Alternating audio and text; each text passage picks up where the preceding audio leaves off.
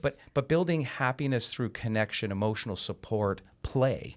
Can we speak a little bit about that? Because play is often, I've heard you say the work of children, right? This is how play contributes to children's happiness and emotional well-being is incredibly important in building resilience long term. Can you speak to that? Yes, and just to sort of tie in the pursuit thing, I did a talk at Lakehead University, which is a university in Northern Ontario in Canada, and I was talking about how happiness is not a destination, it's a practice, it's a habit, like we talked about. And the professor that had invited me to speak it was on Zoom, it was during the pandemic. After the event, we were just sort of chatting on Zoom, and she said, when you were talking about that, it reminded me of this photo that I have on my fridge. And I want to send it to you. So she sent it to me, and it's from this wonderful children's book called Big Panda, Tiny Dragon, and it's based on a lot of sort of Buddhist philosophy. And the picture she sent me, it has this big panda with this tiny little dragon sitting on his back, and it says, which is more important, asked Big Panda, the journey or the destination? And then it says, the company, said the tiny dragon. And I think that that's it. It's not about where we're going, it's about who we're going with. And so to sort of look at that from the lens, that's the book, of play, is that this connection is really, that's the secret sauce of life, right? Like that's the part where we really get enjoyment. It's in doing those things, and play is something. And John Haidt, who's at Stern at NYU, he just had a book come out called The Anxious Generation. And one of the sort of big points in his book, which I think is brilliant, is this idea that children have lost, that's the book, it's really great.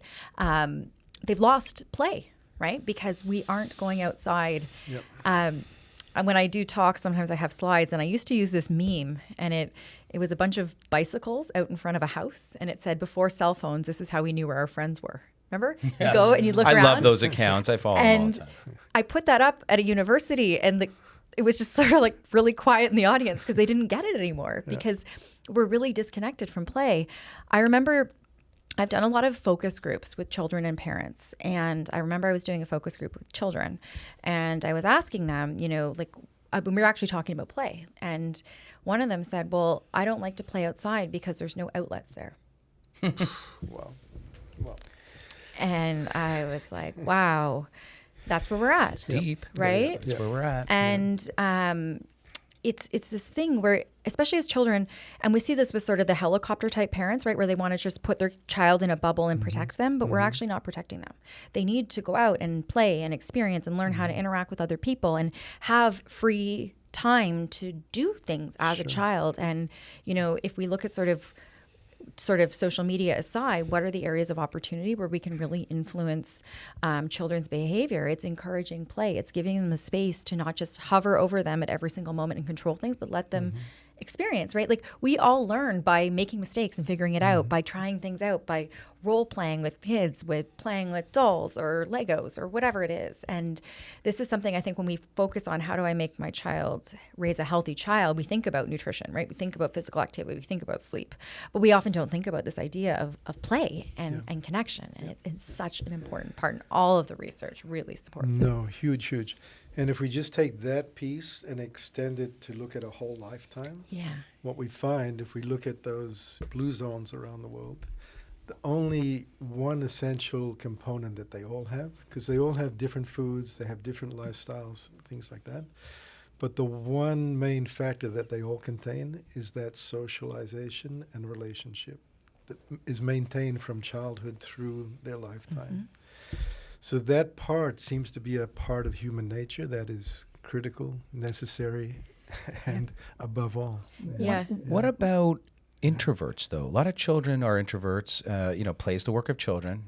We said that. But if a child is perhaps even more enlightening for folks at home to hear is whether or not there's an index, an assay, a test, a quick review of my child's sort of aptitude for happiness. Does that exist? Because there's nothing wrong with being introverted and maybe sometimes not wanting to go out and play and spending a couple hours watching a video. But if that happens too often, how do I know if I'm at home listening and my child has a problem getting to be as happy as they possibly could be? Yeah, when we look at personality characteristics, right, like introversion, extroversion, one of the big things with happiness across the board is fit. Because there's no one formula for happiness, right? We're each different. And if we think about what made us happy when we were 5 years old versus 15 years old versus 50 versus 100, it's changing. Yeah. And so part of it is we have to know within ourselves and answer that question, what is it that makes me happy, right? And, often when I do sort of one-on-one interviews with people, I'll ask them, I'll say, are you as happy as you possibly could be? I'll ask this with children and with adults. And no one's ever said yes to me. I was going to ask you, no how one's often do you ever yes. get yes back? Okay, that's good. And then I'll ask, okay, well, what makes you happy? And often I see this pattern, right? When you start to see patterns, you're like, okay, so often what would happen is one of two things. So one, like before they start their exhale, they're answering my mom, my dog, my cat, my sister, my brother, whatever it is. So it's almost like reflexive. Or there'll be like this really long pause and they really have to think about it. And I'm like, okay, well, if we don't know what makes us happy, no wonder we're not as happy as we possibly can be. Mm-hmm. So we have to have that awareness for ourselves. And different people, it's different, right? And when we think about happiness, I sort of think of it as positive emotions, which can be expressed in different ways. So someone, if you are playing in the Super Bowl and you get a touchdown and you do your end zone dance, that is someone's experience of happiness. But someone else's experience of happiness can be leaving yoga class and, just being this blissed out Shavasana state or a state of contentment. It's differently expressed, but we identify it as a positive emotion that we experience. So it's asking ourselves, well, what does that look like? You may have a child that's very extroverted, that their happiness is dancing around and having dance parties all the time. And you may have another child that wants to go and read a book on the couch, right? So it's not about trying to force certain things, but it's about understanding what that looks like for your child. And we're all different. Okay.